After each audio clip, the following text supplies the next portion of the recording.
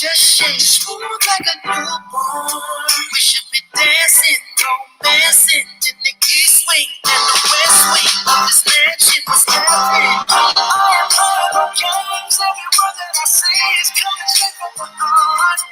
So if you try to leave these arms, I'ma leave the door open.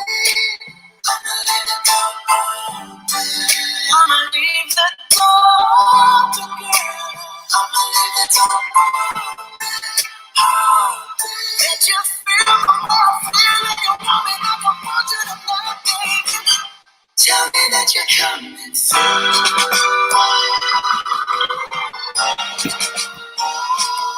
You're so sweet, so tight, so I won't bite unless you like. If you smoke, I got the haters. And if you're hungry, girl, I got the labels. Oh, baby, don't keep me waiting. There's so much love, it doesn't make it shut up. I'm talking kissing, cuddling, rose petals in the bathtub. Girl, it's jumping, it's bubbling. I am playing no games. Every word that I say is coming straight from the heart. So if you try to play these arms, I'ma leave the door open. I'ma leave the door open. I'ma leave the door open, girl.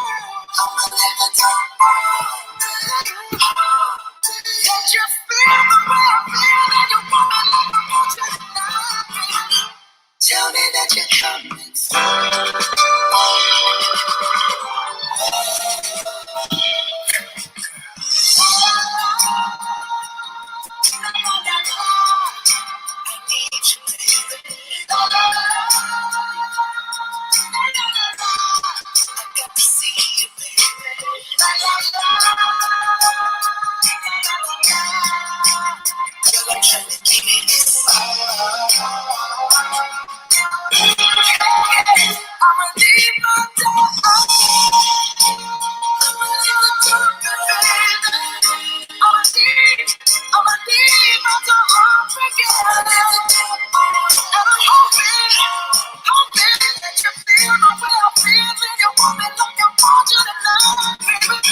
Tell me that you're coming through.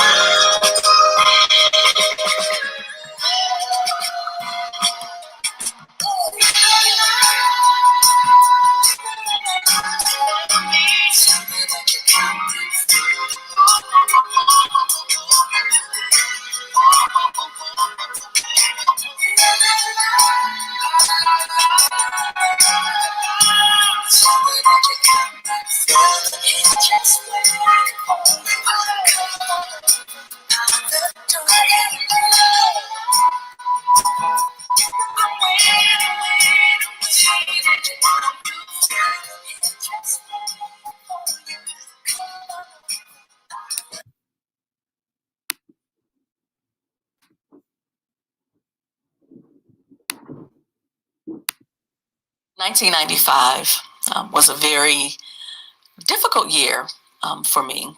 Some very big shifts happened. August of 1995, as a matter of fact, I received a phone call from my father. He was drunk and he was babbling on about stuff. We had lost my older sister 3 years earlier, and he just hadn't been the same since then.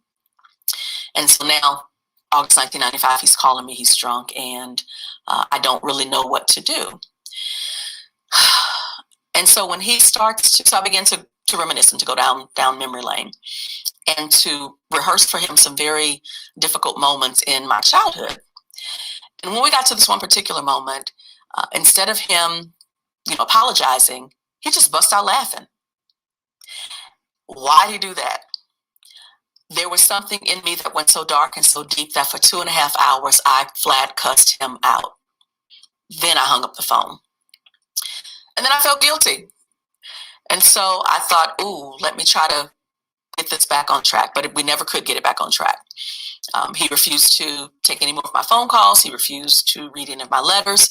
I would even try to send his mother. I would send his mother a card for him. And I would say, hey, Grandma, please read this so that he can see that it's a safe card. She would do that. He wouldn't have any of it. He wanted nothing to do with me. And then he dies, January 2011, and we have not reconciled, despite my genuine efforts and my best attempts. So, everyone else is celebrating, their dad and, all of these sorts of things. And like basically since 1995, I hadn't been a part of any of that. And I did my best. And so when he died, I was like, okay, I'm at peace.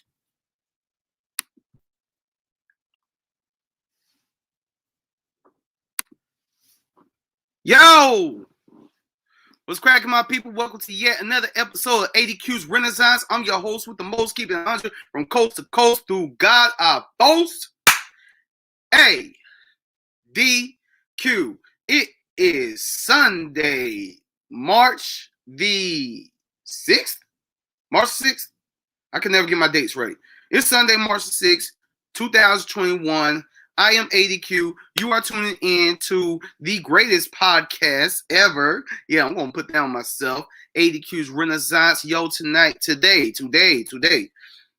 as you're sitting back, as you're settling from church, or whatever you did this Sunday morning, my microphone is tripping. You are tuning in with me. You could have been anywhere in the world, but you're here with me, and I appreciate that. Yo, today we have a powerhouse episode. We have a powerhouse episode with the young lady, and I do mean young lady, whose play I heard an excerpt of. I saw kind of like an excerpt of it performed through Sips and Scripts. Shout out to Miss Yvette Holder, and I was like, oh my God, what is this? What is this?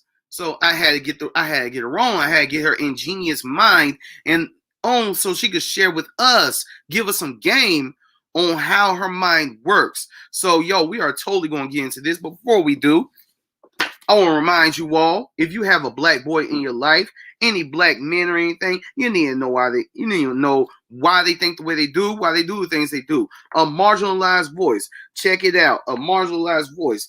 Being a man is so much more than what he does. Gainfully employed, providing for his family, being a gentleman. Being a man is about how he feels.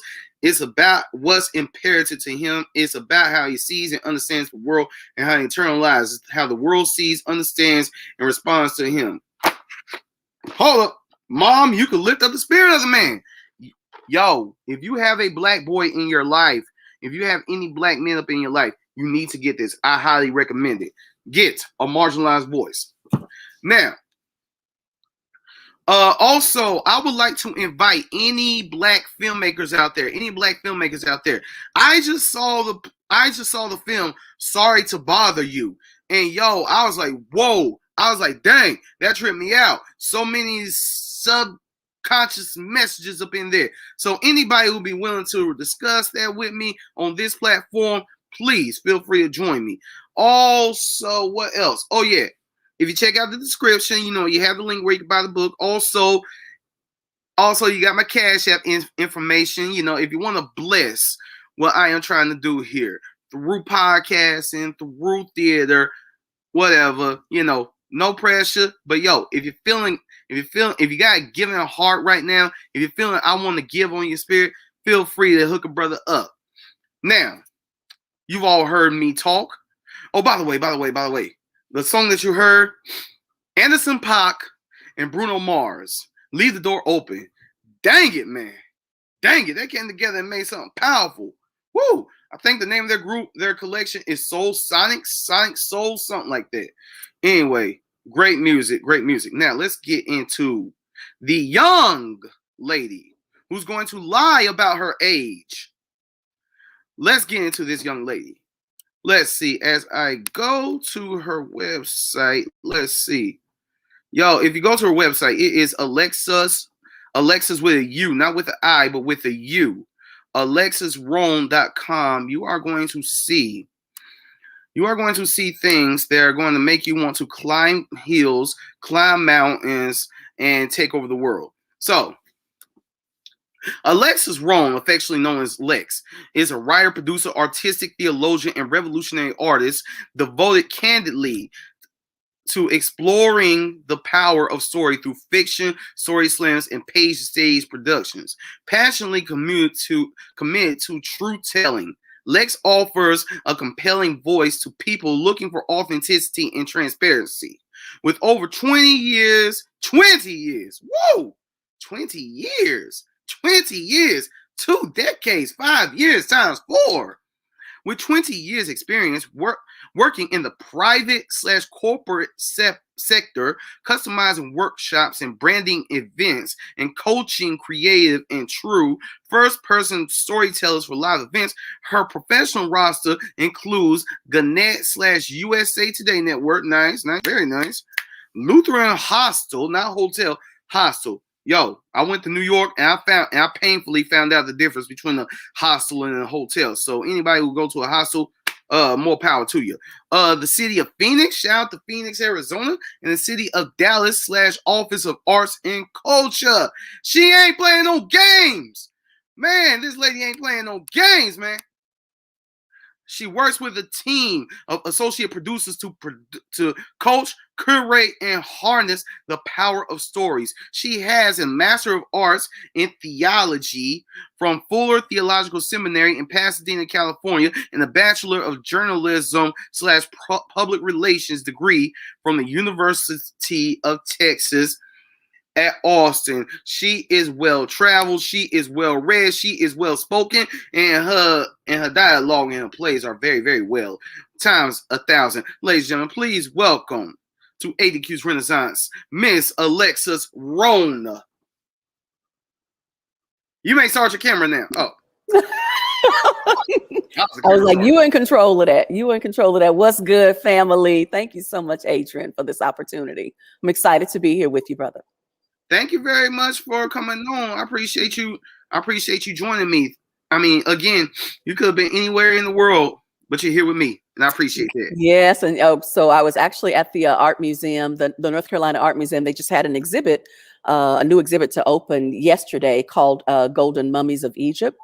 And it was really interesting. I'm a member of the art museum, and so I love to go through like all of their new exhibits and to see the way art preaches, the way art gives us a sense of who we are as humanity, where we've been. And it so informs, just the way I see the world. And also the Lutheran hostel. It was so funny. You're like, look, I know the difference between a hotel and a hostel. So this particular group, the Lutheran hostel, was a part of the Lutheran Christian denomination. And they called it hostel, but they were shown up in a fancy North Scottsdale retreat. And I was one of their featured facilitators, coaching them how to tell true first-person stories. So it was funny. I was cracking up laughing when you gave that introduction. I was like, uh-oh, the Lutheran hostel? And then like the ones that you see in New York. I imagine because, I'm pretty sure that a lot of hostels in New York are not associated with the Lutheran faith. Exactly. And again, the Lutheran faith, what they did was they co-opted the name. And so when they were saying hostel, they were basically saying, look, it's a place of respite. It's a place for us to come together. It's a place for us to not be fancy, quote unquote. But, a lot of the spiritual retreats around the country are like super fancy places. They're beautiful. But they're meant for people who just need to rest, like, weary pilgrims, come take a rest and then go back out, on your journey and get it done. So so I just wanted to clear that up for you folks who are like, oh, the Lutheran hostel. Like, no, that's a fancy place. So that's a lesson. So that's a lesson for North Carolina, because I've never heard of any hostels here in North Carolina. So, hey, North Carolina, especially Christian-oriented denominations or even socialists out there, hey, let's start providing some hostels. Exactly. Yeah, they have. There are some retreat centers, though, here in North Carolina. A lot of them are in Asheville. So, like, kind of the what is that? The hilly, mountainous areas. A lot of them will have like spiritual retreats and spaces that are suited for respite. So, yeah, North Carolina ain't. Don't sleep on North Carolina. Yes, it's a beautiful, beautiful state. Well, tell me this. See, I cannot sleep on North Carolina because I've been here my entire life, all Yeah. 35 years. Wow. What brought you to here? Because you're originally from Texas, right? Yeah, I'm originally from Houston, but I hadn't lived there since 2001. I've, lived in Arizona, in LA, in Indianapolis. So it's interesting. After I graduated seminary, actually right before I graduated seminary, I was like, okay, I've lived in the South, I've lived on the West Coast, I've lived Southwest, I've lived Midwest. And the only part of the country that I had not ever lived in was East Coast. And I wanted to, experience life on the East Coast, but I didn't want to pay East Coast overhead. And so that pretty much meant North Carolina, but I wasn't sure exactly what city in North Carolina. And so when I finally, called time of death on the whole West Coast, I was like, okay, I got to get out of here. And I've got to, find where is home. I started an intense search, summer of 2018. And wherever I had a workshop or an event, I would just kind of canvass it and see, how does this area feel? How does it feel? So at the end of the summer, Detroit was at the top of the list. Like I fell in love with what I kept calling New Detroit. But a friend of mine said, I cannot decide to live in Detroit after spending time there in the summer. I needed to see Detroit in the winter in order to be able to confirm that was home. Like, if you can handle Detroit in the winter, then you home. And so I was like, ooh, I ain't think about that. So I continued looking, and I remembered, wait, I had said North Carolina, way back when. So I had an event in Philly, and I flew to Charlotte. And I looked around there. I was like, this ain't home. Then I drove to Greensboro. I was like, this ain't it. I pulled into Durham, and my spirit stood up. I know, right? I know you here in Greensboro. I get it. I'm gonna tell you what I did. Shelby's my home. I'm from Shell Town. So say what about Greensboro. Greensboro was beautiful. All of North Carolina is beautiful. But I was really like trying to figure out like what, I can trust my spirit. I can trust my intuition. But I was like it's beautiful here, but this ain't home. Then we pulled into to Durham, and my spirit stood up. And I was like, wait, what am I reacting to? And so I'm looking around to see like what's going on. And I didn't have any sort of tangible evidence that I could use to help people to understand what I was feeling. But what I was feeling was real. And so I began to lean into that.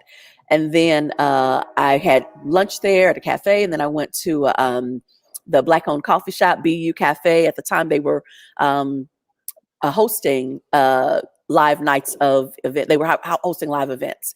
And I produced live storytelling events. And so I was like, yo, I need to produce in this spot. It's beautiful. Come on, you need to put me on. And so I met the general manager, and he was mad cool. And then I was feeling good about Durham. But I was like, okay, let me just go 30 minutes up the road, up 30 minutes east, up 40. And I exited Wade Avenue into Raleigh. And, Wade Avenue has a steep descent and then ascent into downtown. And as my friend and I were driving on Wade Avenue, and as we were ascending into downtown, my spirit said, welcome home. And it was literally that easy. And it was just like that. And so we drove immediately to a coffee shop in the downtown area, and I started looking up housing. And that was October of 2018. And I arrived on these hallowed grounds, June of 2019. I shut everything down on the West Coast and picked up and moved to a place where I didn't know anybody. But I have a healthy relationship with who I am. And so I'm like, I know there are good people out there. I'm gonna find my tribe. And one of the first places that I found to be nurturing and affirming of my gifts as a storyteller who because one of the platforms that I tell stories on is stage. So my playwright experience, the first places that I found where I found kinship was at Sips and Scripts, founded by, again, shout out to Yvette Holder and that whole space. So yeah. So that's how it happened, fam. Of course, and then the pandemic hits. And so everybody has had to pivot. But it's an easy pivot if you know who you are and how you navigate the world. So yeah, so it's working out like it's supposed to, as best it can. Yeah. All things work together for the good of those who love them. So tell me this. Absolutely. There it is. So tell me this. So your degree is in theology. Yes, the master's. And my undergrad is journalism, public relations. So if I wanted a sermon, a news story, and a play all in one, you're the girl to go to. Isn't that interesting? And you are absolutely right. It's like, art and the artist, the role of the artist in every context throughout history has been to report the context, like describe for the people who are living in that era, and for people who will live in eras beyond. What was it like to be in this space, in this moment, and to how do I see the world? The artist has to be the person who translates all of that, so that we don't have, a few folks getting to define for us, what what's important, what happened. Yeah. So all of my stuff. I report the facts. I report it with style, flavor, humor, and I reported leaning into the fact that I am a person of faith for whom God is particularized in the person of Jesus Christ. I embrace mystery, but the answer, I believe, a lot of times with the most integrity is I don't know. And so having the courage to be able to say, I don't know, but as best I can discern, like, here's how I see it, and and then go with that. And then if something else opens up for you, you learn something new, pivot. I love how you say I don't know, because that's where I'm at with things. I believe that it takes a certain level of humility to Absolutely. say I don't know, but we do not live in a humble world. And the faith system is not governed off of humility in itself. So for someone like you, which I'm still not 100% clear like what your faith practice is, but that's your business. That's between you and God.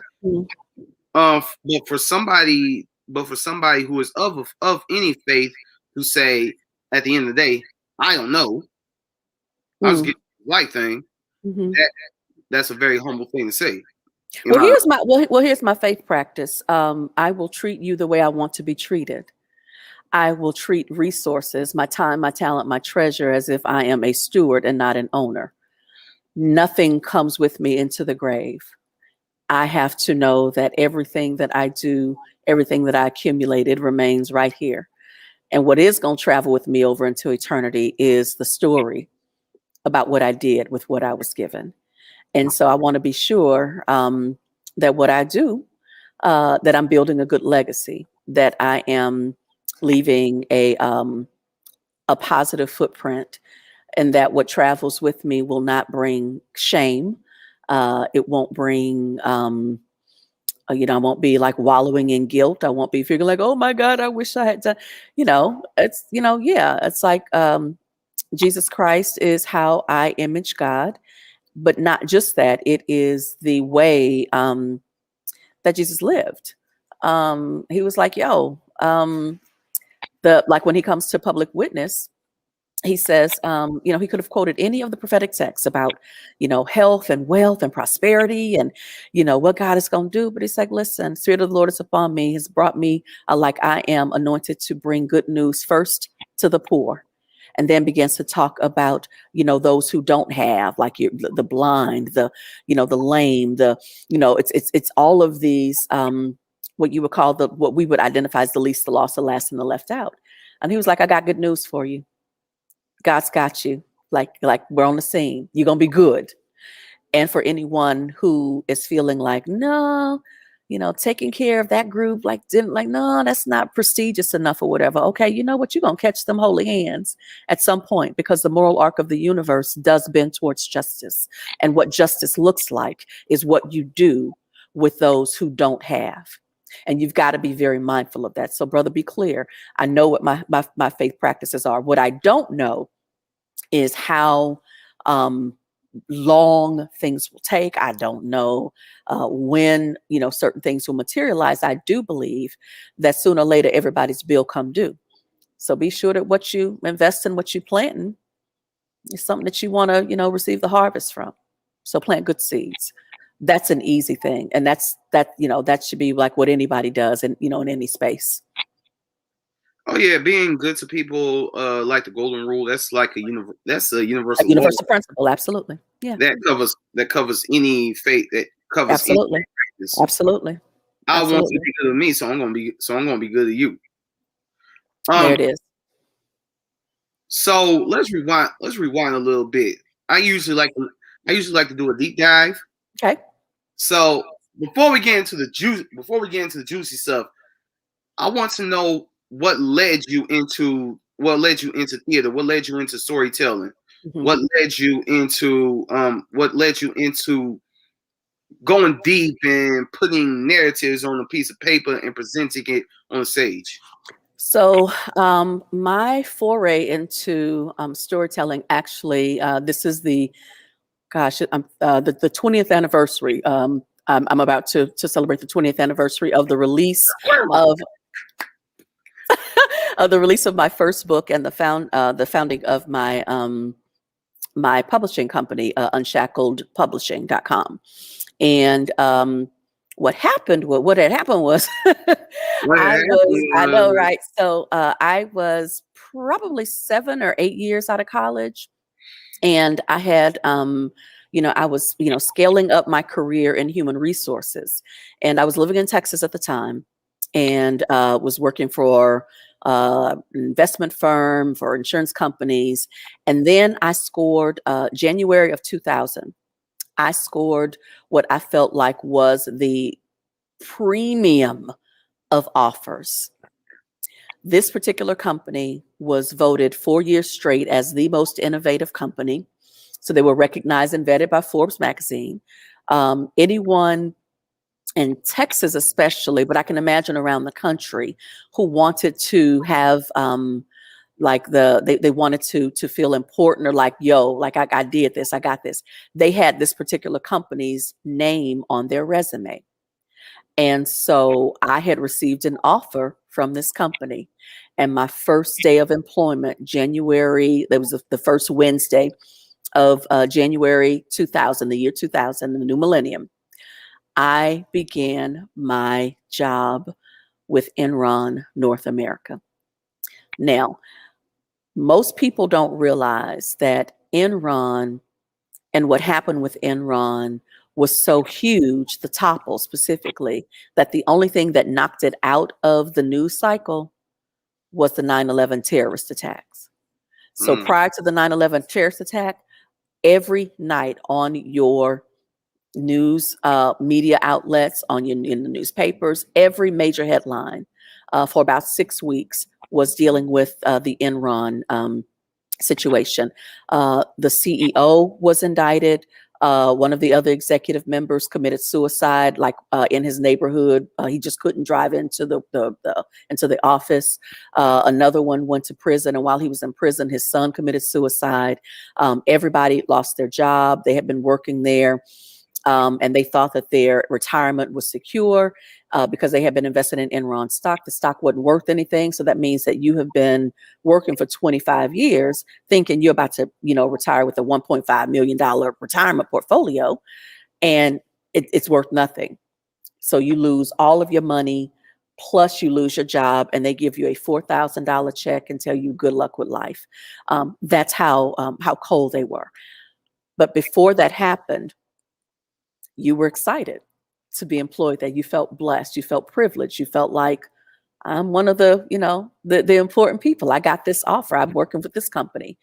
But what happened with me was I was hired 1.5 years before their topple. And before their topple, I've been there, I only worked there like 5 months. But when I first got there on that first day, I knew that something was off with them. And what was beautiful about my time there was I had to do business with who I was. That was the first time I had to decide, am I the person who's going to allow other people to dictate my life, like how I move, or can I trust the mystery of how God shows up for us, and how if you have something that you want to do, you have to be courageous with it. You got to be gutsy with it. But if you can, just operate in faith and belief that you are a person with good insight and good instincts, and if you want to show up in the world, you can decide how you show up in the world, then do that. It was my time at Enron that helped me to make that decision. So I could have stayed on there and continue to have what everyone thought was like this big corporate identity, or I could gamble on myself. And I chose to gamble on myself. And that was my foray into storytelling and showing up. It was that all of that had to happen in order for me to say, okay, I'm gonna do this, and it's gonna be good. A couple of points to that. Number one, when it comes to making faith moves like that, I always say, think about Nike. What does Nike say? Just do it. Exactly. Number two, I think that what went down with that company, while tragic, while unfortunately a whole lot of lives were affected negatively by that, I think that kind of like parallels with how companies, how businesses, how people's personal lives have been affected due to COVID. And that is, you cannot put your trust into things. You cannot put your trust into superficial things. One reason why I love the book of Ecclesiastes in the Bible is because it just starts off. Everything in this world, in this life, is meaningless. When you die, when you ascend to the eternity, you cannot take anything that you toil for with you, but you can leave a mark. You can leave a memory. You can leave a stamp for somebody to look at, catch information, catch motivation, inspiration, and go along with. So we all need to be out here betting on ourselves the same way you do. Absolutely. And listen, I'm gonna be very clear. I'm gonna be, really clear. I too love the book of Ecclesiastes, but what I love about it is the fact that to trace Solomon's whole narrative, to trace everything that he was, the way that he starts off as this idealistic young, protege, son of a king with a powerful legacy, and then he wants to build on that. And he, early on does not want wealth and fame. He wants wisdom. He wants to know how to govern with integrity. And then God grants him the wisdom, and then he gets the wealth and the fame as well. But what he also does is gets co-opted by that wealth and that fame. Scriptures say that when he was king, every family had a home and a garden. So that was his legacy. But what was also his legacy was all of the women, all of the wives, all of the different faith practices, and the fact that his spirit, if you compare Ecclesiastes with the parting words of his father David is not saying, hey, all life is meaningless.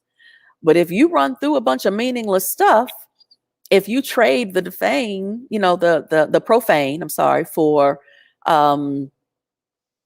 if you trade, if you decide that like I would rather enjoy my life and do whatever, and then at the end of it, you got all of this stuff, and you're like, okay, yeah, it is meaningless, but I'm careful to look at how he wound up with life is meaningless. And that to me is way more interesting and informative than the idea that an old man says life is meaningless. Now, he is a wise person, and he does give us the gift of his insight. But the things that he has gleaned, the way that he has gained that insight, has been from making some really, janky moves. So I appreciate that. That's the first thing. The second is that we do want to leave, a powerful legacy, and we want to leave a powerful message, and we want to be sure that the way that we do life is in honor of gambling on ourselves. What I will say, though, is that it has not been easy. Not that even working for the private sector was easy. I think that what I gave up was this whole notion of security, and I'm putting security in air quotes, because I had a friend who worked for an insurance company, and he was a manager, and he worked hard and he had good reviews, and then he got laid off. And so his good on paper plan was that he would retire from this company, and then they lay him off. And so so when he was laid off, he had a little bit of, severance. And so he and I hung out in LA. And I remember we were on the beach one time. He was visiting me. We spent the day on the beach, and we just began to talk about how he had thought that everything was, kosher. Like, okay, look, I got this. Everything is good. And how he's now like living in sort of the mystery. And so what I was trying to do was to coax him into embracing mystery and to using this opportunity to really think about, how do you want to live your life? But what he could only do was to say, I want to live my life with as much financial security as I can. And so that meant that he would always need a gig. And so he didn't want to think about anything other than, I need an employer who can give me a check every, first and the 15th, and then I retire. And, so I'm like, okay. So, he made that option. Excuse me. I know your awesomeness is choking you up. That, and the fact that I have this lemon water that I'm drinking, and yeah, so I just, I try to stay hydrated. Not my cup of tea. But see, I know that me personally, I'm kind of like a little bit kind of like I would say 60% on your side, yet 40% on his side. Yeah. I like the mystery. I like the planned spontaneity, which is oxymoron, but hey, whatever. Yeah. I'm being a Virgo right now. I like the planned spontaneity of life. Go out there, bet on myself, do what I feel deep down inside, what God's telling me, what my ancestors are telling me to do. Right. However, I've been homeless before. I don't ever want to be homeless again. Right. Real talk. Talk. Risk, right? No, real talk. And listen, and I tell people too that I have, oh man, like this journey has been so interesting, and I have been, I'm grateful. I am grateful for the things that I find joy in, and I'm grateful that I'm not judgmental for people who are like, okay, I'd rather, like my friend, who worked for the insurance, like, look, I need some security. I get it. It did not work as well for me. And what I have learned to do is to gamble on, to craft a life, and to craft practices, and to craft spending habits that align with almost kind of a minimalist way. So I've only driven cash cars for years because I don't want a car note. So I don't have that bill. So if you're the person who needs to have a fancy car and, you've got a floss or whatever, okay, you probably need a gig to go with it.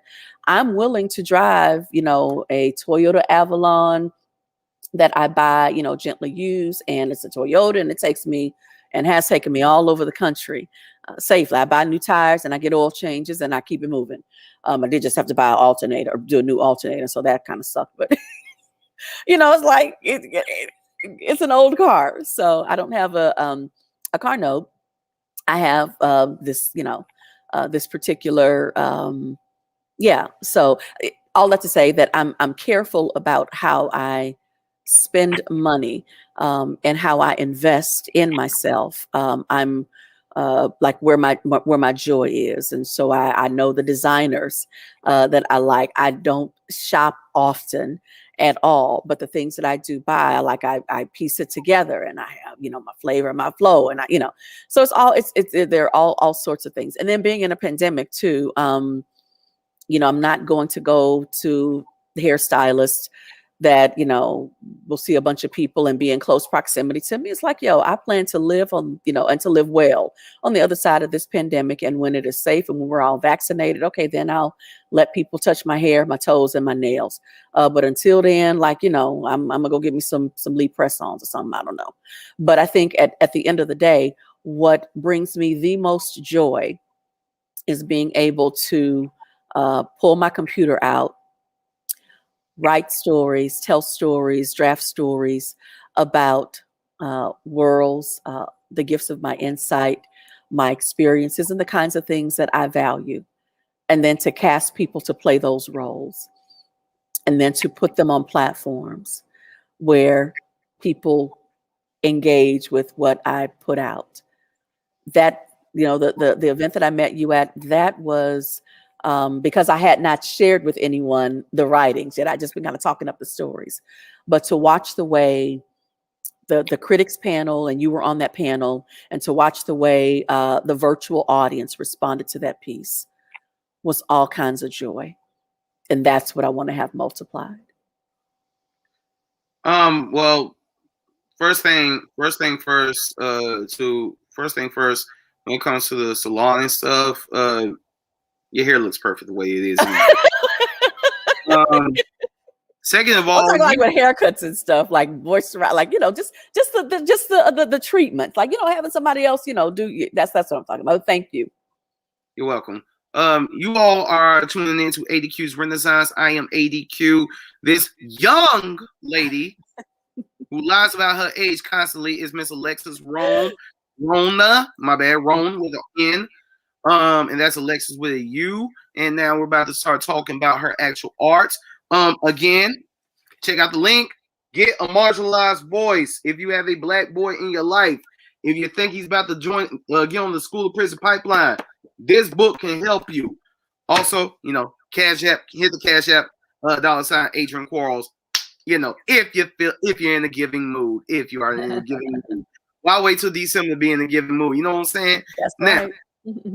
let's get back to let's get into the juicy stuff, the meaty stuff. And I'm a vegetarian. So let's get into the vegan meaty stuff. So yeah, I served on the panel of which your play, the name of it, the title of it escapes me. Please give me Ancient of Ways, for colored girls who've considered Ifa when Jesus came up short. Okay, lots of questions there. First of all, let me tell you all how I approach this play. I heard her describe this play briefly. I was like, all right, cool. I'm watching a man, I'm watching a woman. I'm like, oh God, this is gonna be another Tyler Perry ripoff. Another freaking Tyler Perry ripoff. Dang it! But I promised Miss Yvette that I will be the best. I'll be the best panelist I possibly can be. I'm going to judge this play with I'm going to give this play the same attention that I want people to give plays that I've written and presented. So that's exactly what I'm going to do. I don't care if somebody come out talk. I don't care if this dark-skinned dude end up slapping her. I don't care if somebody comes with a gun. I don't care if there's a whole bunch of all that bull crap. I'm going to pay attention to this play. So I'm paying attention to this play. I'm like, okay, they're at a coffee shop. I love coffee shops. It was a bar. Okay. They're at a jazz bar, listening to jazz. They're chatting and stuff. Great scenery and stuff. I do love jazz. They're talking. They're brother man's obviously trying to holler at her. And then the conversation goes to a place where I was not expecting. Woman says that she's a Christian. I've heard that plenty of times before. I'm a Christian. I'm a Christian. I'm a Christian. Then I'm expecting brother to be like, well, I'm a Christian too, but still, I'm a great Christian man. I am the man that God has for you. He doesn't say that. He goes into some straight up African spirituality type stuff. He is talking about how great it is to be black, and it is incredible to be black. He is talking about how he is a king. He is talking about how she is a queen. He is talking about one line that he said, and I applaud you as the writer for coming up with this. She said, I came from the institution of church. He said, I came from the institution of family. Yeah. I was like, oh my God. Because the church is broken. You know, Christianity's on the decline. But family does not have to ever be on the decline. Absolutely. Absolutely. So I'm like, oh my God, what, brother? Brother? Oh, everybody loved Billy. Everybody loved the way he embodied the character. Yeah. Billy, if you're watching, shout out to you. You made us dark-skinned brothers look good. Chocolate power. Chocolate power indeed. Stop playing. Stop playing. Chocolate power indeed. Okay, I see you like chocolate. I like eating chocolate.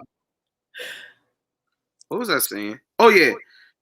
The way the gems that were coming out of his mouth from your spirit out of his mouth and stuff, it was beautiful stuff. So it was not the Tyler Perry play it was not the Tyler Perry ripoff that I feared it would be. No. It was powerful. It was representative of the conversation that Christians and people of the traditional faith, or people of any faith, right, need to have. Because okay, I've been a Christian or tied into some form of Christianity or whatever, basically my entire life. Okay. And Christians have always had this idea that Christianity is the monopoly, the only way to appease the afterlife. Right. Right. But I don't think that's true. Right. Yeah. I have been fascinated by the number of African Americans who grew up in the church, who are now practicing African spirituality. It is a growing number, and it is really fascinating.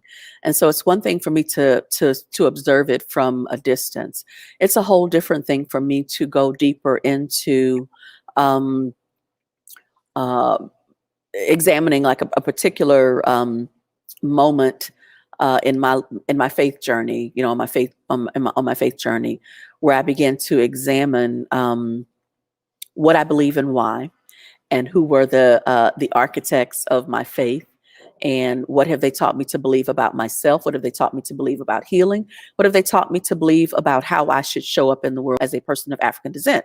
And one of the things that I had to acknowledge is that American Christianity is a very white, Eurocentric, all things Black. Like that's why you got to have a new name. Like you can't have your African name. Like don't do that. You know, you have to do that. But it was one of my Korean professors. He is an international scholar on Martin Luther King Jr., on the ethics and theology of Dr. Martin Luther King Jr. He gave a lecture years ago that just changed my whole. It upended my whole life. Like I literally had to go and be reformed after this lecture. He gave a lecture on how a tradition takes hold. And he said that in order for a tradition to take hold, there are 5 things that must be in place. The first thing is a formative narrative. Who are you? What's your formative story? The second thing is a celebration of that narrative. The third thing is the governing laws. for your narrative.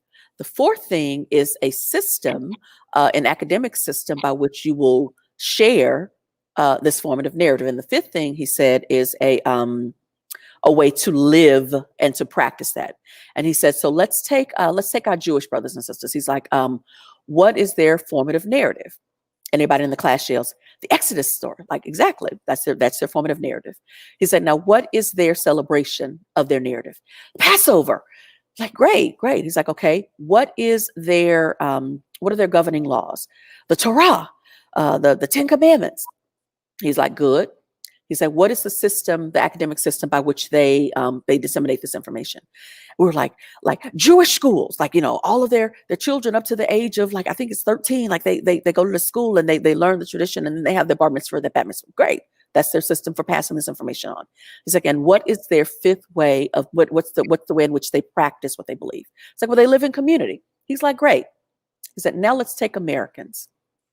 What is the formative narrative for America?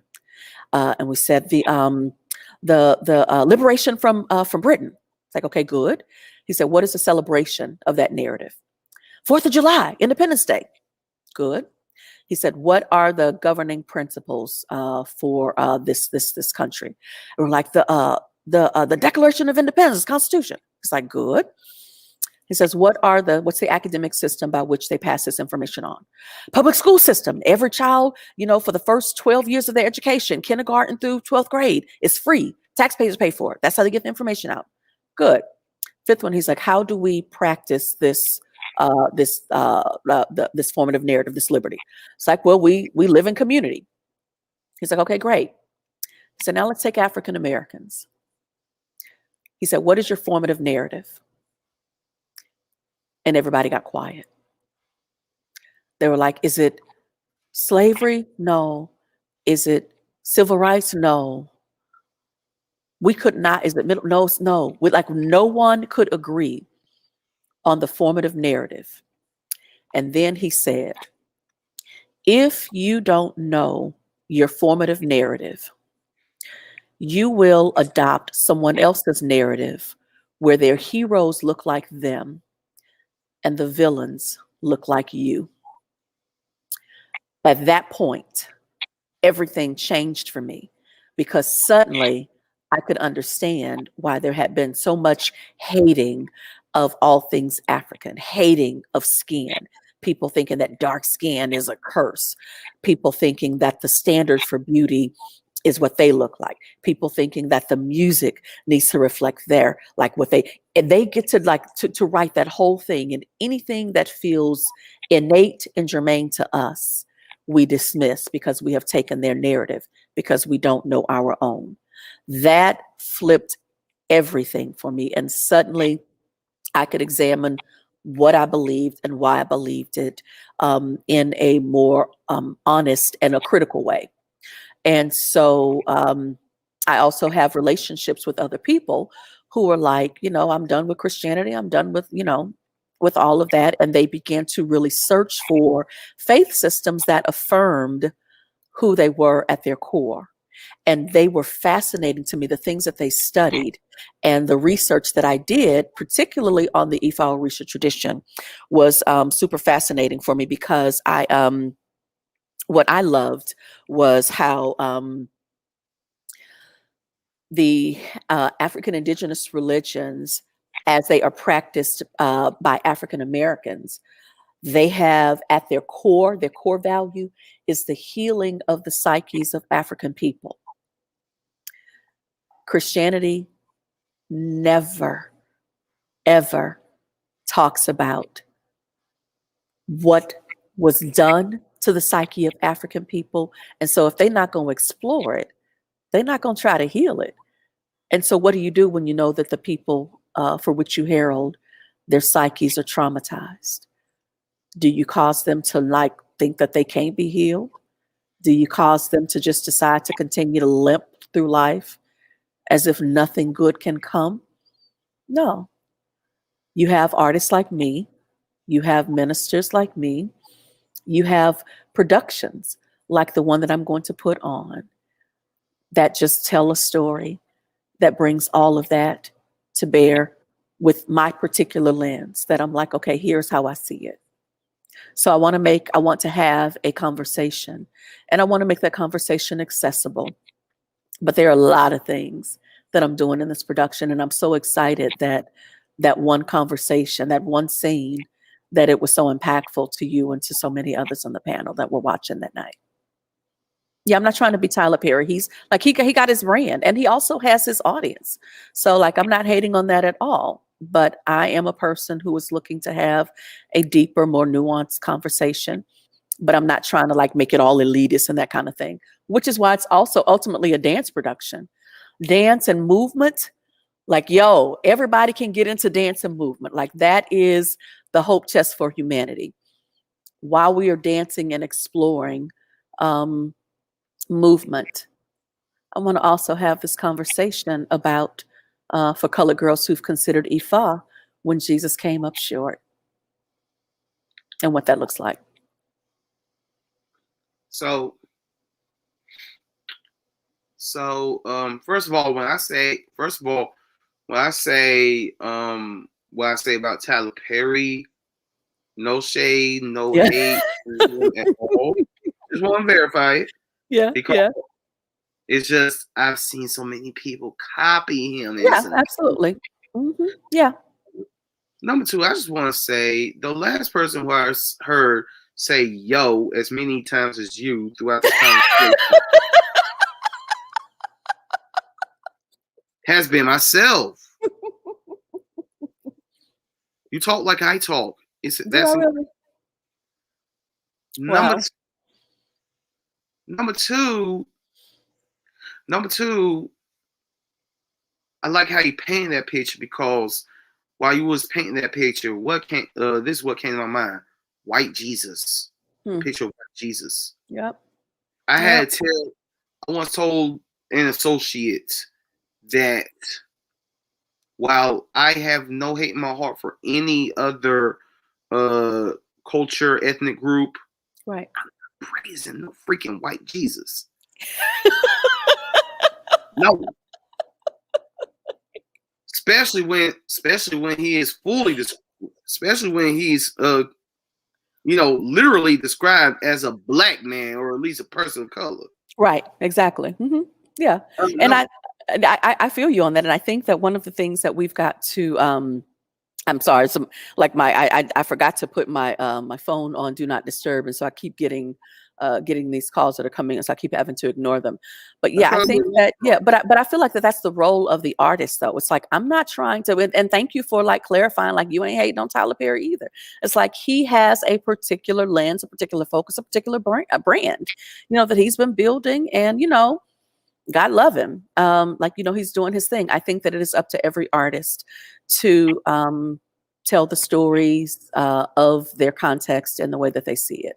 And so I just want to be sure to practice fidelity to that.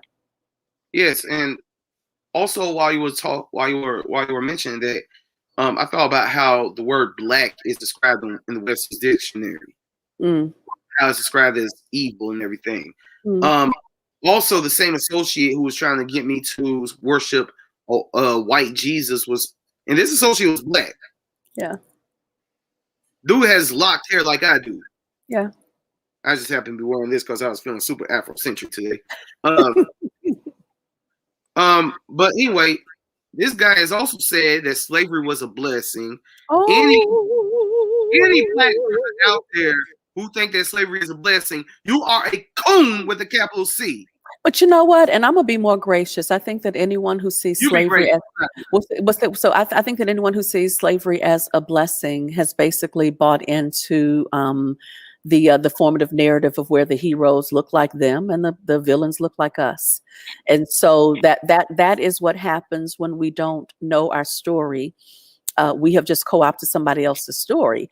And so because they have gone above and beyond to not experience, the beat down that they deserve for the wickedness, the demonic actions of slavery, it has become easier for them to find a narrative And they find that narrative in scripture that says, like, look, we were just following the Bible. I was like, you know what? Y'all were having sex with women. Y'all were like raping children.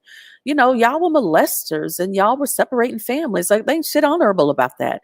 That was hella traumatic. And but for you to act like breaking. Huh? Having sex with men, butt breaking. Oh, absolutely, that is butt breaking. My mother did some extensive research on butt breaking, and so much of what happened was just horrific. But where they mess up is that they assume that if we keep silent about it, somehow it will go away. But the science of epigenetics says that trauma has been passed down through DNA, and so for all of the ways that like things we feel things and we can't name it, sometimes Christianity comes up short, trying to help alter and to heal the traumatic psyches of Black people in this country. And that's the other thing, is that, our African brothers and sisters who got to stay home, they didn't have to take the boat ride. They have a very different lived reality when they come to this country because their psyches are not broken in the ways that ours have been. Like they co-signed, they signed peace treaties with evil, with that institution. And so any Black person who says that it was a blessing somehow, they simply don't, they have taken someone else's formative narrative where the villains look like them. The heroes look like, like them, and the villains look like us. And that is super problematic. But that can be, the psyches of Black people can be healed. And I believe that story is one of those ways that they're going to be healed. The kinds of stories that we tell that don't.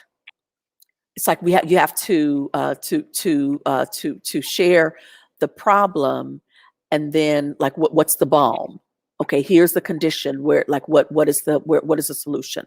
What is the medicine? Like what is the balm? How do I treat this? And so I think that the artists are powerful in terms of helping to alter and to heal the psyches of Black people by leading us into conversations that will take us deeper into to exploring our formative narrative and into loving our beautiful Black selves. We are amazing people, and we come from amazing stock, but we need to do more, and to be intentional, about that healing. And part of the healing comes from acknowledging where the fault lies. If you believe that slavery was a blessing, your problem. But your problem is that you don't know what you don't know. And that's okay. We're gonna help. We all gonna come up together. Like what I find out, I'm gonna share, and I'm gonna make a platform. I'm gonna use my platform to build on what I know, the gifts of my own insight. Well, I hope to connect with your platform, become like a friend of your platform, ally of your platform, participant of your platform, just however you see fit, where I fit in. Yes. Thank you, Adrian. I look forward to it. You sing beautifully, by the way. Thanks. But that's why I think that this play is so beautiful and it's absolutely necessary, because I'm gonna tell you this. So I used to go to this church, right? Mm-hmm. And let me know when I'm running on your time, because we're at an hour right now, but my episodes run long. Okay, so that's fine. Let's keep it going. Mm-hmm. All right, cool. So I used to go to this church, right? Mm-hmm. And I was a youth. I was like one of the youth leaders or whatever, right? Okay. Mm-hmm. One day we were walking in. One day we went into a Sunday school class to kind of like introduce ourselves to the influx of youth that was coming into our class. Okay. Church is a predominantly white church. Okay. I've had better, I'll be honest, I've had better experiences in white churches than I have in Black churches. Okay. Facts. Okay. So I'm in there, and they're playing this short film about a missionary trip that took place, right? Okay. Where missionaries went to this village in Africa. Okay. These missionaries were white. And they went there and they convinced a couple of the natives that all of the African traditions, all of the African deities that they prayed to and stuff were complete lies, and Jesus is the only way. And they managed to separate that person from their village. Wow.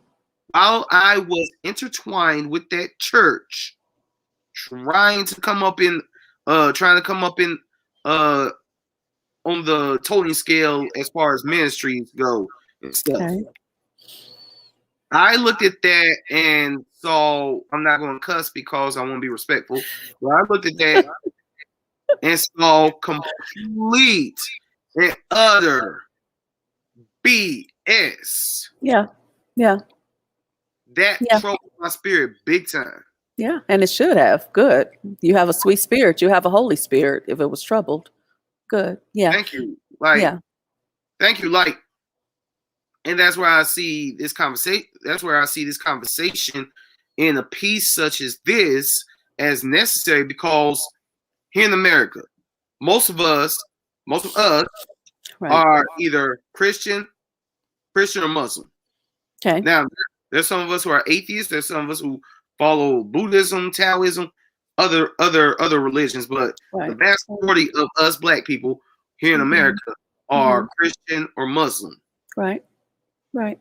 And we're so locked into our religious faith that if someone come talking about the spirit, talking about Ifa, talking about Ogun, things such as that,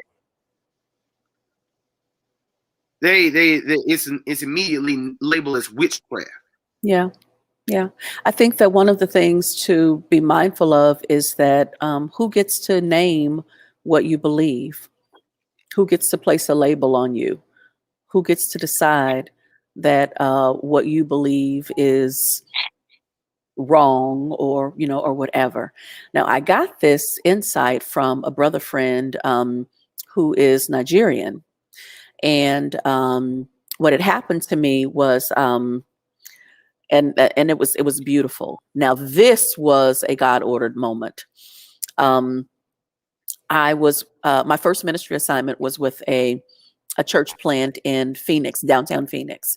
And every January, we had this interfaith series where we would invite ministers and leaders from other faith systems to come, and we would give them the pulpit. They would, in honor of Epiphany, where people who were not Jews or who were not, quote, Christians, they came and they said, hey, the one God's promise is here. Like we want to worship him, so that good news was heralded by people who were not of that faith. And so that's the Epiphany tradition. And we, in this interfaith series, we asked the question, very basic question: what else is God trying to tell us through people who practice other faiths? So every year in January, all Sundays in January, we would turn the pulpit over to people of different faiths to come in and to have this conversation. So my first year on staff, I invited a brother who was a minister of the Nation of Islam, and I invited a woman who was an Ifa priestess and storyteller. Now, when I invited the woman, the Ifa priestess and storyteller, she needed to, because I had extended the invitation, she said, okay, now before I come, what is your birthday? Like, I need your birthday. And so, I gave it to her. I didn't, I was told her November 11. And she arrives on that Sunday morning. I meet her in the parking lot. And she says, oh, I have been kept up all night. And she says, Alexus, I have a message for you. And she says, but I have to give you this message in private. You have to come to my sanctuary. And so I was like, oh, Lord, what is this message that, that has to come, in this particular way? So I set up a time, maybe a couple of weeks after that. I go to her sanctuary, and I'm really nervous because I don't know what I'm walking into. Like, am I going to find blood, dried blood and chicken feathers and that kind of stuff? Well, her sanctuary was candles, oils, books, cloths from her travel. It was beautiful. So I felt stupid, at that point. So she has her cowrie shells, and she is asking me a series of questions, and so I answer them. And then she swings the cowrie shell, she drops them, and then she's like, the cast won't close. And then she'll ask me another series of questions, and then I'll answer them, and then we have a conversation. Picks up the cowrie shells again, swings them back and forth, drops them. Cast still won't close. The last question that she asked me, the third question was, I don't know why, like this isn't close. She goes, well, let me just ask this. Why don't you have your own church? And I said to her, because I don't want one. And she said, so you went to seminary, you did all that education to lead in your faith, and you don't want a church? I was like, no. I was like, I didn't get my education to start a church. I got my education to add to my ministry tool chest. And she said, okay. And then I said to her, like, I'm working, I'm assistant, pastor in this church, operating as an artistic theologian. I get to infuse the worship experiences with different art experiences. And I love it, love it, love it. And that's more than enough for me. Like, I'm good. I'm good. And she says, oh, okay. She goes, well, here's the message from you. She said, you are a queen being drugged to your throne. You play small. You pour yourself into easy situations because you just don't want the burden of being able to, of having to lead. She goes, but don't play with your life like that. She said, there are important things that you have to do. If you don't be about it, you could actually be inviting sickness on yourself. By now, I'm in tears. And then she picks up the cowrie shells, swings them, drops them. The cast closes. I left there and I went to New Orleans for Mardi Gras. I was actually I was just supposed to be there for 24 hours for the Zulu ball. That's all I wanted to do. But I ended up staying like for all of Mardi Gras. I went home the day, like that Wednesday after Fat Tuesday. I had a good time that week. But I could not stop thinking about what she had said. I'm a queen being dragged to her throne. I'm a queen being dragged to her throne. And then I ran into the Ifa priestess at a coffee shop. And I told her how I just returned from New Orleans and I hadn't been able to stop thinking about what she'd shared. Like, it really resonated with me. And I met with the senior pastor of the church, and he was like, I've been waiting for you to step up anyway. So like, what you feeling? Like, let's do it, And so I was in a very nurturing leadership space where I had agency, where I could say, okay, well, I want to do this. I'm like, okay, go do it. So that was cool. But when I ran into her and she was like, well, maybe you're still thinking about it because you're being called to be crowned. And I was like, well, what does it mean to be crowned? Well, basically being crowned means that I would have to spend a year studying the Ifa tradition, and I'd have to shave my head. I'd have to go through, all these different things. And the crowning process can be, up to, X number of thousands of dollars. And flying people in for my ceremony and buying different cloths and all this kind of stuff. And I'm sitting there thinking, like, what is all of this? And so I'm talking with friends about this conversation, and they were really bothered. So I then reached out to a brother friend of mine, Stainless, who's from Nigeria, lives in LA. And I reached out to him on Facebook and, gave him my number. And we talked for about 2 hours. And the 2-hour conversation that I had with him is formative for what ultimately comes of Ancient of Ways for colored girls who've considered Ifa when Jesus came up short. His information, along with an autoethnography that I read, was written by, I think his name is Tony Vandermeer, Dr. Tony Vandermeer. I read his autoethnography. So between those two, the conversation with the one and the autoethnography of the other, plus friends of mine who are practitioners, one of the things that was really important was for me to be able to see, like, okay, here is a thing that is so important and is so pivotal that everyone, that I needed to go ahead and give this some genuine and some serious thought about how to put this out. One of the things, like to what you just shared about, like, just kind of the not so much the psyche of Black people, but about the ways that the African indigenous religion is attractive. And particularly, that's what it was when you said that in this short film, they said, like, your gods are false. So my friend who is of the Yoruba tribe. He is a Christian pastor and a native, like I call him, a son of the soil. He said that one of the things that he has never done as a Christian minister is to speak against indigenous African, other indigenous African practices.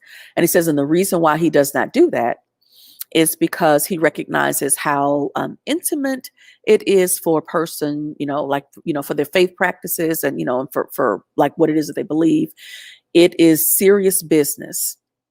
And he was like, what you have to do with what you believe is live it in a way that other people will see it, and they will be able to, on their own terms, they'll be able to, to explore it. And so what he said to me was, he planted his first church in a village where the folks, like he was down the street from people who practice the African indigenous religion. He was like, he spoke to them, like he loved them, like, whatever they need, like he's like, I got you. And he said, but when they would get sick and their own indigenous practices weren't working, they would then come to the church. And he said, and I'd pray the prayer of faith in Jesus that they be healed over their lives, or over their sickness, and they would be healed. And suddenly they wanted to know more about this name of Jesus. And so he said that he would then start to disciple them and, minister to them. And they got to make the choice. It's like, so now, like, whose report will you believe? And he said it was always beautiful to watch them come to the altar with all of their amulets and to give their life over to Jesus. And he said, now, all I did was double down on the power that's inherent in the name of Jesus. He's like, and I don't have to speak against what anybody else believes to do that. And so what he encouraged me with was, listen, you ain't got to do anything other than that too. Just declare the name of the power in the name of Jesus. Just live in a way that is real and right for you, giving the gifts of your insight, and you're going to make an impact. But double down on the name of Jesus, and you don't have to go, speaking against anyone else. So that conversation and like so much of what he shared shows up in this production, but not in a didactic way like Ifa versus Jesus. It is, what do you do when you examine your life and people are telling you that slavery is not that big a deal, that your trauma is not relevant, and that all you need to do is to act as though you like, just let them decide like what is important and what is significant for you. Like, just let somebody else decide that. That's what you got to cancel. And then whatever that journey leads you, I believe that you are safe as long as you tell the truth about what you feel. Like I said, like I told you, when you said that you felt something, I was like, yeah, your spirit is holy. It was reacting against like this information. Now, mind you, they have their own ulterior motives, and some people genuinely believe that they have to do it that way. But I would submit that once you decide that that God is sovereign, however you image God, and that your role is to heal the world, and to do that using the most sovereign power in all of the universe, and that is love. We can talk about that.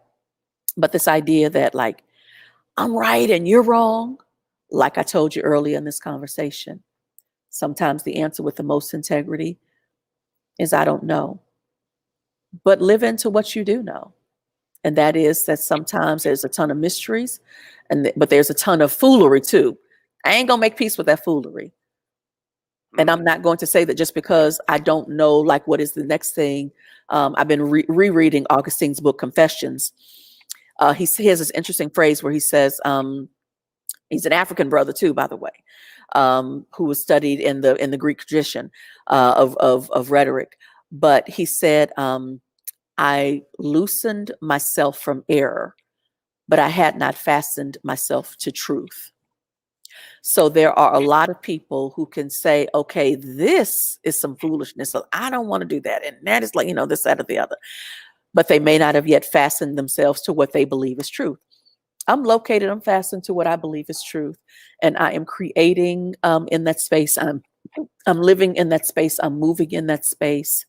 And my freedom is rooted in my humility, as you had mentioned earlier, about being able to say, you know what, I don't know how this will all shake out, but I'm committed to moment by moment doing for others what I want done for me, and to just navigating the whole circle of life with love.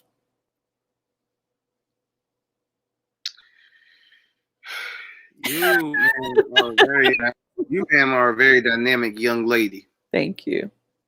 I think it should be you with the podcast. Well, you know what? I have a weekly faith and adult storytelling series called Jesus, Jazz, and Dessert Wine at Vespers, and I have a new project that's about to drop. And I'm actually, when we're done with this interview, I have to start getting the some stuff together for it. Like, we've not made the announcement just yet, but I have a lot of different things that are going on. But, truth be told, Adrian, like all of this, all of the ways that I show up, I like to couch it in stories, and I love to be able to put those stories on diverse platforms. I tell stories on page, I tell stories on stage, I tell stories on screen, I tell stories on the web, on podcasts, and on radio. Like, I am a storyteller, and I outfit these particular stories in the way that I see the world. I put it in the proper context, and and attempt to initiate, and I initiate good, healthy, constructive conversation where we all may not agree, but we don't have to. I think that this idea that somehow difference is bad is very destructive to love. It's destructive to peace. It's destructive to process and growth. We need to dismantle this whole distortion of our differences. Like, if me and you disagree, or if me and the white brother or white sister disagree, the fact that we disagree is not the issue. It's the distortion of our differences that's the issue. Don't demean me and don't demonize me because I believe differently from you. And I won't demean you or demonize you for what you believe. What I'm going to do is take notes. I'm going to listen. I'm going to put that bad boy in a script, and we're going to talk about some stuff. We're going to have healthy, constructive conversation. I can't wait for you to see the whole production, Ancient of Ways, and how that develops. Because I am indeed having a deeper conversation about a lot of things, not just about, the shackles of Christianity, and not just about the ways in which African indigenous religions, particularly the Ifa Orisha tradition, is all about healing the psyches of African people. That's why African Americans practice it here. And so many of those practitioners, they go into our communities, and they do work as a principal of a high school, as a man who's leading a group of brothers that want to do above ground economy. They want to get out of the underground economy. They want to go above ground economy. Their practices that they lead them in, helping them to call on their ancestors, helping them to understand that, the damage to their psyche is not their fault. One of the things that Western construct tries to get us to believe is that if we have an issue, it's our fault. It's like, no, we have trauma that y'all keep pushing down, and we keep letting you push it down. And so if we don't take control, of this message, of this narrative, of this experience, then yeah, it's going to be rough, but it doesn't have to be. Healing is available. First thing, number one, I'm glad that you say that you like to share your stories on podcasts, because I would like to invite you to share 1, 2, 3, however many of your stories on this platform. Sweet. I accept. Tell me when. Whenever you want to, sure. That could be my 100th episode. This is my 90th episode. That could be my 100th episode. Oh, sweet, baby. Let's do it. Let's get it on the books. Okay, we will discuss that and there after this. Number two, see, I identify as Adrian first, but I like to think that I adhere to principles to some degree of Pan-Africanism. Okay. Like over the summer, I teach kids who are from African villages. I mean, who are from African countries, Tanzania, Congo, Uganda, places like that. This last summer, I made sure to ingrain in their minds, I'm an African too, just like y'all are. Yeah.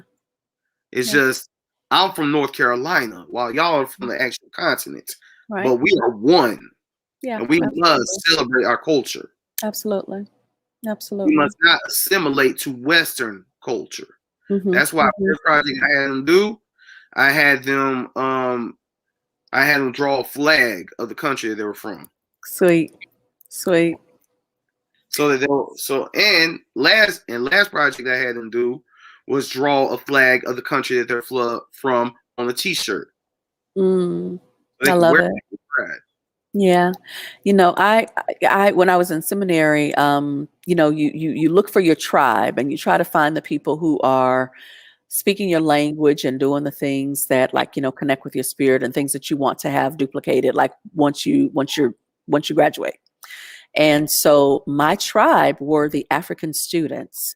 And my first visit to the continent, I went to the country of Uganda, and it was when my brother Paul Waswa-Sembero was being ordained into the Anglican Church, and I have loved all of them. They were so meaningful and such an important part of my experience as a person of African descent and as a Christian. I was able to deconstruct the whole Western constructs and to really dial in to my my Afrocentricity, and the ways that, in Africa, like God is in the soil. So for the ways that in Western construct, we make God about theology, they're like, no, God is in the soil. Like there's never any separation. But there's another story that totally captivated my imagination. And at some point, it's on the rotation. I don't know when, and I don't know in what form I'm going to do this, but there is a powerful story of African martyrs in the, I think it's 18th or 19th century Uganda, where I think it was like 60 boys. The oldest one was 25. He was their leader, Charles Lwanga, and the youngest was 13 or 14. Their king, the Ugandan king, did not like that these boys had converted to Christianity, and specifically Catholicism, the majority of them. And he was trying to get them to say, like, I am your only king. And they're like, no, Jesus is our king. And so because they would not recant their faith, they were all burned alive. But what's beautiful about their story is they made a very intentional move to march to their death. Namungongo, and there's a martyr shrine there, singing hymns and praising God as they were all about to be put on the fires pile. And as they were marching through singing, people were like, do they know they're about to die? Like, are they confused? And they knew exactly what was about to happen. It is such a powerful story about what it looks like when people in power decide that they want to co-opt the narrative, but that people who believe what they believe, they hold fast so dearly that even the young one, they're like, look, what we're not going to do is be in violation of our personal ethos, our constitution, and what we believe. If death is the outcome, so be it. It is a powerful story. And every year, up to 1 million people retrace their steps in what's called the Martyrs' Day walk. So I think before I began to figure out in what way will I produce this story, I plan to take the Martyrs' Day walk. And I'm really looking forward to that. So many powerful stories that are just that are about so many different things. And I hadn't even give you like the juicy bits. Like it goes deep, deep, deep. But in some we form. want juice on ADQ'S. So here's the juicy. So here's the juicy piece of it, right?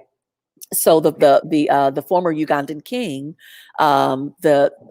he was an older man and he dies. I think it's unexpectedly.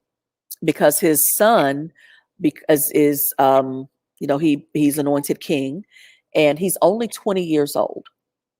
So he's 20 years old, so he's really young, and there are wise counselors around him, but there's also his I won't even say his young counselors. What was happening when his father was alive was you have 3 different groups that are coming in to Uganda that are trying to build relationships with the king, and to also offer their services to the Ugandan kingdom. You have Catholic missionaries and bishops. You have Protestant missionaries and bishops, and then you have um, Muslim or Arab missionaries and ministers. Everybody is vying to be like for relationship, to put that relationship in place. Mm-hmm. But you also have African indigenous folks that are like, yo, like we have like a system too. So the father knew how to successfully navigate those spaces, would listen intently, was a man of wisdom. He dies, his 20-year-old son becomes king of this whole kingdom with all of this influence, with all of this power. And these same folks are coming, and now he's trying to be like, okay, but what y'all gonna bring me? What y'all gonna bring me? So he's kind of playing that game. And so they're like trying to accommodate him, in that game. But the other thing that was happening was that as these boys, these young porters in the kingdom, as they are listening to the messages, they're going to the schools, they're going to the talks, they are learning a new way. And the new way is first and foremost to claim Jesus as king. And then after you claim Jesus as king, there's an ethos, there's behavior that you do. There are certain practices that you do, and there are certain practices that you don't do. Well, this 20-year-old Ugandan king was in the practice of not just this power grab, but he also liked having sex with the boys. Now that they're Christian, they're saying that like this cannot happen. This is unacceptable. And so the king is like, wait a minute, I'm the king. You don't tell me no. And so there's that whole dynamic that's at play. And it was really interesting to watch power dynamics and youth, and the fact that somebody else is coming in and you don't like what they're saying. And so you make a whole bigger deal, because when he started putting them, like when they all were marched to their death, it was a huge deal. And all he wanted them to do was to recant their faith. And they would rather be burnt alive than to say, we no longer follow Jesus. There was only one boy, one 13-year-old who recanted. And part of it was because he didn't want to die. But the other part was he actually kind of enjoyed having sex with the king. He liked that place of favor. So the others die, he lives, but he doesn't live well, because the king ends up getting into, like, there are wars that happen. There's a lot of things that, like, he ends up like going into, like, it's a whole big mess. And so this guy who recants, he does get married, but he doesn't live well, because he is a part of this group, and he didn't, like, he's like, I believe this, but he didn't go on with it. So there's a level of bitterness. There's a level of, like, this really contentious spirit that stays with him all the way till his death. He just, he's not able to reconcile it. And so the way that this story is recorded is like, just kind of be sure of what you believe, and don't be double-minded about it. Like, go in. And whereas others are like celebrated as martyrs, and this king who he was like trying to curry favor with does not stay in power forever, and he does not become the influential, guy that he wants. It's such an interesting and such a layered story. So I read that book cover to cover, and my friend from Uganda was the one who first told me that story. And then I have, again, traveled to Uganda, and I visited Namungongo, and I've done the research, and I did my own little sort of pilgrimage, is what they call it.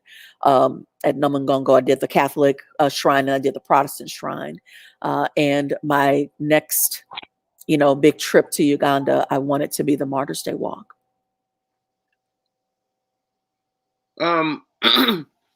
Three things. Number one, the king saying, recant your faith or burn. Right. You know what biblical story that's reminding me of, right? Yeah. But I think that's the power of the Bible. Yeah, but I feel like that's the power of the Bible as a universal story. You are seeing what power looks like. I mean, I think if you only act as if that one story of the one guy who gets put in the fire, or the three who get put in the fire and they get delivered, you got to remember the story of humanity and power dynamics and power grabs and dishonorable conduct. Like that marks human history, and not everybody was delivered. Real talk. Second thing is love and respect to all my brothers and sisters in the LGBTQIA community. Absolutely. But ain't no grown man got no business having sex with a little boy. That's pedophilia. But the thing is, but you got to remember, you have to remember that it's definitely pedophilia. And if you are the person in power, if you are the slave owner, if you are the person who is the overseer, if you are the even in we've seen in in the Catholic Church, there have been abuses, that power, those who are in power, who take advantage of their power and they manipulate people to do dishonorable things. I'm like, you're gonna catch God's hands. Stop playing with your life. And that's what happens to that king. It was power. It wasn't, oh, this isn't right. This is wrong. Or this. In his mind, I'm the king, and it is wrong for you to deny me. It was an interesting story. So yeah, you are absolutely right. There is a such thing as healthy relationships. There's such thing as consensual relationships. What this man was doing was trying to take advantage of his power. And then on top of that, when he could not get them to do what he wanted them to do, he then took his power to the umpteenth degree and had children burned alive. Wow. So you all are tuning in to ADQ's Renaissance. I am ADQ. We are chopping it up with this incredible young queen, Miss Alexus Rhone. Like Rhone, like phone. I'm sorry, I'm having a 35 moment, okay? So we have been talking for an hour and 30. Oh my goodness, has it been that long? Oh gosh, I better let you go. Listen, because I no. all day. Oh no. My next interview is not till 7 o'clock. Okay, we ain't gonna be on here till then, but no. That'll be the longest podcast episode ever, even longer than Joe Rogan. Oh my gosh. But we have yet to actually get into the quality of your art. Okay. So, but before we do, just want to once again say, marginalized voice. If you have a black boy in your life, get this book. The order link is in the description. Also, again, you want to hit the Cash App, hook a brother up, support the art, support her art, support my art. Also, if any of Alexus's people are on this, please subscribe to a brother's YouTube. You know what I'm saying? I'm trying to monetize off of y'all. So please subscribe to my YouTube. So let's get into the art now. I sent you a link to my playtime. I don't know if you've been able to see it yet. I have not. Last week was super busy. I plan to, and this week I think is also supposed to be even busier. But I promise you, I got it on my watch list. I appreciate that. But the way I write, I'm going somewhere as I'm talking by myself. The way I write, I think about August Wilson when I write. Yes. August Wilson is my guy. I love August Wilson. I want to say that there's a little James Baldwin in the way I write, but I'm not all that familiar with his work. But I can say that the revelations that I put into my writing also mirror that of Langston Hughes. You know, Langston Hughes will tell you about his entire life. Right. I want to say that there may be even a little McCraney up in there, because while I'm not gay, like McCraney is, still, I basically dramatize my own story like he does. Okay. Shakespeare, I haven't gotten to where Shakespeare is. I'm not even really a Shakespeare fan, but I love how he just, what's the word I'm looking for? For one thing, there's proses and poetry in the way in his writings. You see a lot of Shakespeare in August Wilson's writings, but also the way he just, you know, revolutionized theater and put his own stamp on it. Okay. So, what are like who are your writing influences? I am heavily influenced by Dr. Maya Angelou, who was telling the stories of her life, starting with her childhood narrative. I Know Why the Caged Bird Sings. And then I think the last series, I think the last one is Heart of a Woman, or Swinging, Singing, Swinging, Getting Married Like Christmas. So I go from her experience as a child in Arkansas all the way up to when she moves to Africa, marries this African man, West African man, and her journeys over there. Now she's telling a story about all of these important political folks that she's met and all these different connections and things, but she's given it to us just in the form of her lived reality. And she's doing so with such eloquence, with such powerful prose and metaphors that you can't simply say that she is a Chitlin Circuit writer who's just kind of, you know, giving it to us. She's given us all kinds of nuances that people are having to think about.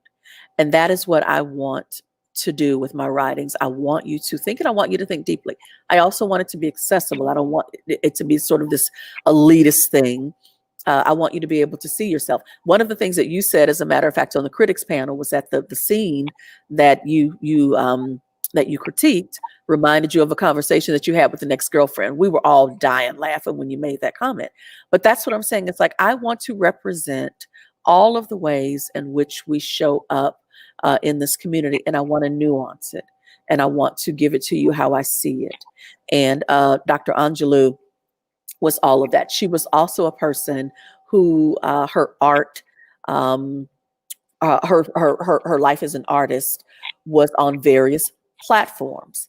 She was a dancer. She was an actor. She was a singer. She was a poet. She was a writer of prose based on her lived reality. Like her autobiographical series was just, it was groundbreaking for me. It was important for me to be able to understand my own lived reality, to be able to go through hers. And then also she also was a filmmaker. It was the one, I'm sitting here, Down in the Delta, with Alfred Woodard. Beautiful story that touched on how Maya Angelou, Dr. Angelou, showed up in the world, bridging our historical ancestral connections, and showing how we're not just dropped into a ghetto or dark situation by choice. There are moments of pride that are in part of our legacy, but it's up to all of the elders to know those stories and to pass those stories down. Otherwise, we end up getting the story about who we are from the nightly news, and they not gonna tell the truth, and they not gonna paint a healthy, loving picture of us. So Dr. Angelou is my influence in all of those ways, in that she was an artist, and she showed up in so many different platforms, but always fully practicing fidelity to who she was as a person, as a woman of African descent, as a woman who was like, okay, look, I did this thing and yeah, it's a little trashy. I still did it. Or I did this thing and it was a little, a little gutsy. I did that. So she didn't, she didn't mince words, and she didn't hide where she'd been. And I love that. Absolutely love that. So she's one of my she is my primary influence, or the longest influence. My latest influence is Audre Lorde. I devour her prose daily. Her collection of essays and her book Sister Outsider is one of my daily reads. Yeah. So it's super. So I'm like, thank you, Lord. Is what I say a lot. I'm talking about like Audre Lorde. Thank you, Lord. I refer to her as a poet and a prophet. Spoiler alert! I got a spoiler alert for you. Okay. When you watch my play Time and enjoy it, you are going to find the appearance of 2 Maya Angelou plays in there. Okay. Phenomenal woman, and I know why the King's Verse sings. Yes. Enjoy. Yeah, absolutely. Okay, good deal. Looking forward to it. I'm looking forward to hearing what you have to say about that. Yeah. And so, okay, so what is your writing style like? Here's my writing style. Y'all gonna think I'm crazy. So I relate the way I write to the way rappers like Jay-Z, Biggie, Lil Wayne, the way rappers who don't write or who don't write their lyrics do it. First, they recite their words to themselves, and they mumble a little bit, and then boom, it comes out on the track, right? Okay, so the way I write, I talk to myself, and if I'm able to come up with a dialogue within myself between 2 or 3 characters, that's when I'm like, oh snap, I think I might have a story here. Yo, let me go write this movie. Yeah. Okay, good. And a lot of the time, if I'm not like utilizing my entire life, I utilize bits and pieces because I think I've lived a very interesting life that's going to make an Academy Award winning movie one day. Absolutely. Pull from your life. Listen, you know that one better. You know that story better than anybody. Absolutely. So I utilize that, and then again, that's how Time came to be. That's how Battle of the Books came to be. That's how Aprende Español, Keeping My Brother, which was read. I'm trying to decide what to do with that. That's how the joints that I've written so far have come to be. Okay. So, what's your writing style? I prefer to write in. I outline. I create character bios. I create like a synopsis, like a 2-3 sentence synopsis, like this is what happens and this is the problem, and so that I stay focused. And then I outline everything, top to bottom, so that I know exactly where the story is going and where it will end up. I wrote a piece called Bishop and First Lady, Blind Eyes Can't See. And I outlined that one. And that was the only one where I did not know how it was going to end. It was like I literally had to be led into that space. But I tell you what I was led to when I realized that who was the blind one that can't see. I was like, I literally said, because I was at the end of at the end of the outline. It's like, okay, I need to know, like, well, who is this big reveal? And when it came to me, I was like, oh shit. Like, I was shocked because it was there the whole time. And I didn't know, my blind eyes couldn't see it either. But once it was revealed, you go back, I was like, it's been there the whole time. So I'm really excited about that one.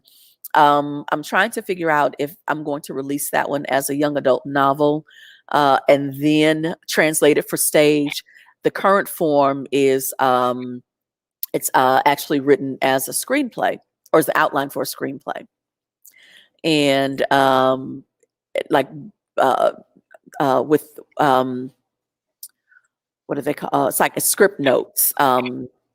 And so I have like the whole storyboard. That's what I'm trying to say. So that one is like fully storyboarded, and I'm like, oh, like it's so profound. I love that. I love everything that I write, but my practice has been to do outlines first, which makes it easier for me to flow creatively once I get into, because I know exactly where the story is going. I know who the characters are because I've done their bios, and it means that I can, create something that's not meandering. It is intentional, and I'm a creator who creates with intention. Do you utilize Do you utilize any acting devices or any acting school of thoughts when it comes to building your characters? No, so I'm careful to stay in my lane. Actors know how to take content, take intentions, and build. I just need to be able to give them something to work with. So we talked about Billy earlier. Billy is somebody who I have loved working with because he is an actor who knows how to embody so many different experiences of Black men. And I can put some words on paper and I can give him the intention, and he won't give me anything stereotypical. He never does stereotypical translations. He is very, that's not him at all, at all. The very first project that I it was the first time I cast Billy as a lead. It was in my one-act play, 29 Years for 13 Seconds, on women, religion, social services, and the rest of that bullshit. And so that one like toured the West Coast, and like it was like, oh, it was crazy popular. Like I got a ton of love for that one. And then I pulled the show for a series of, kind of behind the scenes reason, but and I may end up staging it again. But when I was casting Billy, I put the casting call. I was a national casting call. And what I needed was for everyone to, I sent them the I think it was like the first 2 or 3 pages of the script. And I gave them the nuances of the character. The character was a recently paroled felon who was trying to rebuild his life. And he's smart, and he's he's introspective, but he's frustrated. Everybody else, the first line of the play is Jesus saves in the eternity, prison saved me in the meantime. Everybody who sent me a link, all of the other audition, all the other folks who auditioned, they sent me a link, and they were like, like they're like playing this hardcore prison, like Jesus saves in the eternity, prison saved me in the meantime. If every one of them did that. Billy submitted his audition tape. He's sitting in the restroom. He's sitting on the toilet, like the lid is closed. He has a wife beater on. He's smoking a cigarette. He plays his hair, and he was like, Jesus saves in eternity. Prison saved me in the meantime. And I immediately started cussing. And I called him, and I was like, motherfucker, you did that. Like, I told you, like, that's how you spoke. Like, that's what I'm talking about. And I cast him, and he got so much exposure for that particular show. He knows how to not be stereotypical, how to be nuanced and layered. And so I don't have to write for the actor. I just have to be careful to cast actors that can embody the spirit of the piece and translate it for audiences. So. Billy, if you're watching, I'm coming for your spot. I'm not as skinny as you are, and I got longer hair, but dang it, I'm coming for your spot. Billy is a man. Every time I cast Billy in something, I'm like, yo, I'm about to like, dude, I'm gonna make you famous. Like, he really Billy, is. I'm coming for your spot, Billy. It's all good. I got tons of spots, fam. I promise. There has to be one chocolate man. One. who lives at the end of the piece. It's gonna be me. We'll see. Let's do it. Let's get it in. Let's get it in. I'm sorry, I'm having a Virgo moment. Oh gosh. Okay. I just got a text message from my mother, so I need to go ahead and reach out to her. She has asked me to do something. She was on Highway 6. She her house is she was affected by the recent floods, not the recent winter storm in Texas. And so so she is her house is being repaired right now. She thought so like they're working on it right now. So I've got to call her and get her settled. But I have enjoyed our time, Adrian. Okay, well, real quick. Everybody keep Mama in prayer. Keep Mama in prayer. Oh, she's good. Please keep her lifted up though. She's good though. Yeah.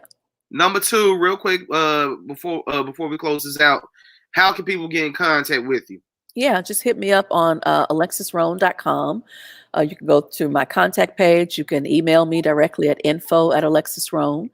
You can hit me up on Facebook. Either all of my pages are public. Author Alexus Rhone, or just Alexus Rhone, AlexusRhone. Follow me on YouTube. Subscribe to my YouTube channel. It's Alexus Rhone. I have a weekly faith and adult storytelling series called Jesus, Jazz, and Dessert Wine at Vespers. And I have another project that's about to drop here in a few weeks. And so if you follow me on all of my, and then Instagram, Lex Unshackled, at Lex Unshackled. And I think Lex Unshackled is my deal there. So I am I'm out in these internets. So people are like, I can't find you. Yes, you can. You ain't tried hard enough if you said you couldn't find me. I found you did. And listen, I want y'all to subscribe to Sips and Scripts on Facebook as well, because I'm looking forward to the monologues in April. And so many amazing things are happening. So like this is just a good time. Yeah. Putting it out. Yeah. I'm sorry. No, go ahead. And any of Alexis's people who are watching this, if you want to get in contact with me, my email is adqforchrist@gmail.com. Instagram, DionChocolateGod85. Yeah, I really named myself that. I love it. Twitter, Avenue ADQ_85. And Facebook, AdrianQuarles, AdrianDionQuarles. Please, please do not call the CIA on me. Also, you can subscribe to my YouTube. Same thing, AdrianQuarles.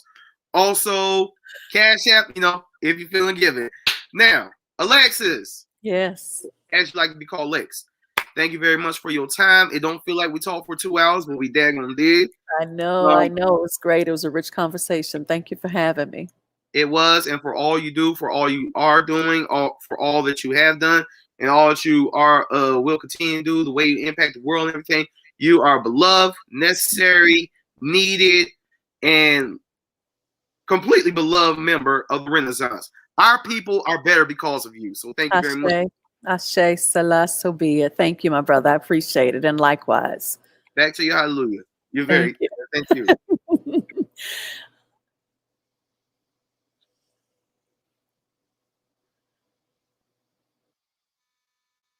And that, my people, was yet another episode of ADQ's Renaissance. Now, why am I talking like this? I don't know. Now, I'll be back at 7 p.m. 7 p.m. Me and James Littlejohn, we're going at it. Me and James Littlejohn,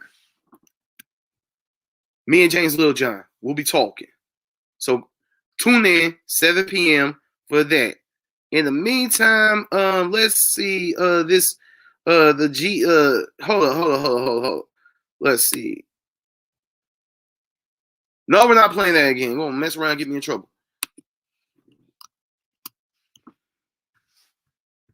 What's up with this Jesus coffee and Jesus shoot. Let me just find it. Let's see. Here we go. Oh shoot, all these are daggone